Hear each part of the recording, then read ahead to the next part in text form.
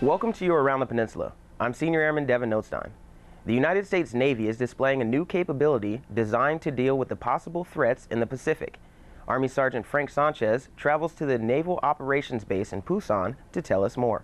The U.S. Navy's littoral combat ship, USS Fort Worth, dropped anchor for a port call in the Republic of Korea. Continued engagements and exercises like Full Eagle will not only help us strengthen our partnership with the ROK Navy, but will help us recognize and expand this ship's true operational potential. Littoral combat ships, or LCSs, are designed to operate in near-shore environments and employ modular mission packages that can be configured for surface warfare, mine countermeasures, or anti-submarine warfare. Fort Worth is the first LCS to take part in the annual Full Eagle exercise with the Republic of Korea Navy. Fort Worth has a crew of about 100 sailors and includes an embarked aviation detachment. For Petty Officer First Class Jeremiah Stelflug, who happens to be the ship's Sailor of the Year, feels that the ship's crew are the true stars. Well, everyone in the crew here is very motivated. We're actually mostly interchangeable. All of us can do almost everybody else's job, and it's a big step forward now because everybody can replace anybody that can qualify to do stuff that we normally wouldn't do anywhere else. During the 3-day visit, U.S. Navy personnel will have more opportunities to engage with their ROK Navy counterparts and participate in cultural exchanges and community outreach events with local citizens. Army Sergeant Frank Sanchez, Busan, Korea. The Fort Worth has been operating primarily in Southeast Asia with plans of 4 or more littoral combat ships scheduled for long-term rotations by 2018. There are countless ways people can spend their time.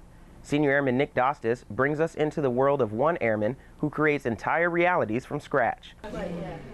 If your stats are in place, you roll high enough, and your timing is just right, you can encounter Staff Sergeant John McMillian questing in his favorite dungeon, the Sunlight Inn. And then explodes with bug juices. It's probably one of my biggest joys to just come talk with people who have the same interests, who actually enjoy being with other people, and just make stories together. All you need is a pen and paper. Dungeons & Dragons is his game of choice, and it doesn't take plus 20 intuition to see that he's passionate. Because there's just no limits. Dungeons & Dragons is not just Dungeons & Dragons. It is just an open media for anybody who wants to do anything. Or meet anyone. When I was in Europe before this, they had these giant Grand Prix. You would play cards with these people you've never met, and you make instant friends. Don't know how many times after a tournament or everything, I would go out with these people and they would show me their city. But Sergeant McMillian wasn't always a gamer. In Texas, you do nerdy stuff, you get prosecuted, which means bullying and everything else. So as a co-founder of the Kunsan Gamers, he's helped to create a haven for nerds. Open organization, which is meant solely to promote nerd culture. We don't have any biases towards anybody. If you just like games, if you just like having fun, that's what we're here for. Sharing his love of gaming is a quest John may never complete, and he's just fine with that. How long would I be a gamer for?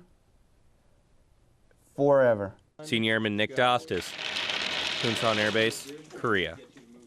The Kunsan Gamers were formed 3 years ago during Staff Sergeant McMillian's first tour in Korea. Is it nature or nurture that drives our competitive spirit in the military? Army Sergeant Lauren Massey takes us to Kunsan Air Base to meet an airman destined to fly. How are you guys doing? Growing up in an aviation family has a significant impact on children. For 35th Fighter Squadron or Pantons, these pilots are no different. As long as it's not as cold. One airman, from the time she was a small girl, wanted to serve her country and fly.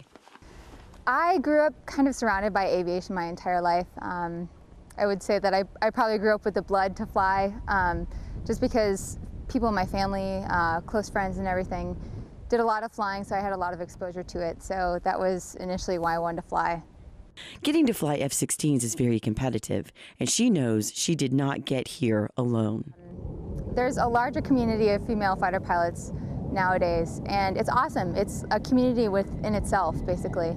And it's awesome because you have somebody that set the precedent and someone that I can follow in their footsteps and ask questions and learn from them. So I feel very fortunate that there have been several before me. Women's History Month is the perfect time to learn about the first women Air Force pilots, Jackie Cochran and Nancy Love.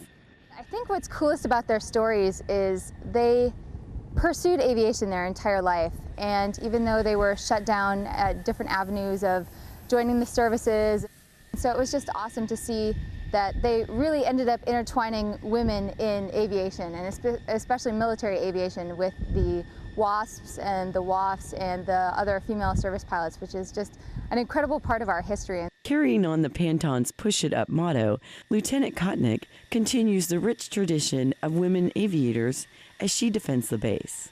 Sergeant Lauren Massey, Kunsan Air Base, Korea. Lieutenant Kotnick will increase her flying hours significantly while serving as a Panton. It's not every day you run a 5K in what seems to be a rainbow gauntlet. Private First Class Joe Aliman brings you the story of a colorful race that does just that. Camp Stanley Boss hosts their very first 5K color run. Boss President Sergeant Adriana Green and her volunteers put on a vibrant 5-kilometer run for the entire Area 1 community. It's going to be a colorful event. We're going to expect everyone to come back from the 5K colorful, with every color that you can think of on their body. You might be asking yourself, what is a color run? The run it's a 5K run around Camp Stanley. It's like a figure eight.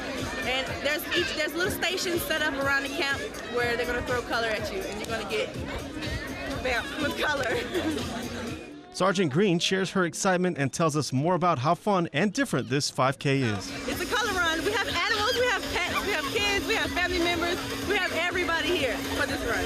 Because it's a great event. Everyone loves color runs. It makes the fun part come out of the run. Army Private Joe Alaman, Camp Stanley, Korea. This was Sergeant Green's last Stanley Boss 5K before moving on to her next assignment. Have you ever felt unappreciated for the hard work you put into your job? You're definitely not alone. Hundreds of people are putting a lot of effort into keeping residents of Yongsan happy without receiving so much as a thank you from most of their patrons. One of Yongsan's best kept secrets is hiding in plain sight. Where does it come from? If I told you that the Tooth Fairy delivered it, would that be the wrong answer? I have no idea. No idea that a lot of this bread isn't made in the U.S. It's baked here every day in South Korea, in this bread factory. A lot of people don't know that we're here, and they still think everything that you see in the commissaries comes over frozen from the States. But we just want people to know that, yeah, we have a bakery here, and we do produce your breads here. People can tell the difference between fresh and frozen goods. Frozen, it tends to be a little more harder. It's a little harder. Used to be cold, used to be wet kind of taste to it, and it's not right. The customers ask for fresh, and the bakery delivers to every base on the Korean Peninsula. That's a lot of dough. Yeah, we go through about 2.5 million pounds of flour per year. That flour goes towards making more than 130 different edible items. We have all the breads, all the Wonder Breads. We also produce tortilla chips. And one of my personal favorites, dessert. Nothing smells like fresh baked bread. So the next time you're at the commissary and you want to know if your bread's fresh, check the back for this label. Air Force Staff Sergeant Sarah Bryce, Yongsan, Korea. Roughly 40% of all baked products are sent to dining facilities across the Korean Peninsula, making chow halls the biggest customers of the AFIS bakery. That was your Around the Peninsula for Thursday, March 26th. To see these stories and others, go to the AFN Pacific website or view them through the AFN Pacific app. From all of us at AFN, enjoy your evening.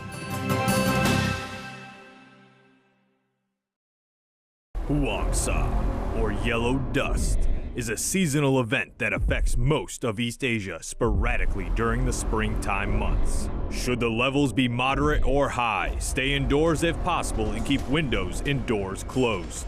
The dust and pollutants in the air can cause various conditions and can worsen pre-existing ones. For today's air quality update, visit www.usfk.mil and select your location.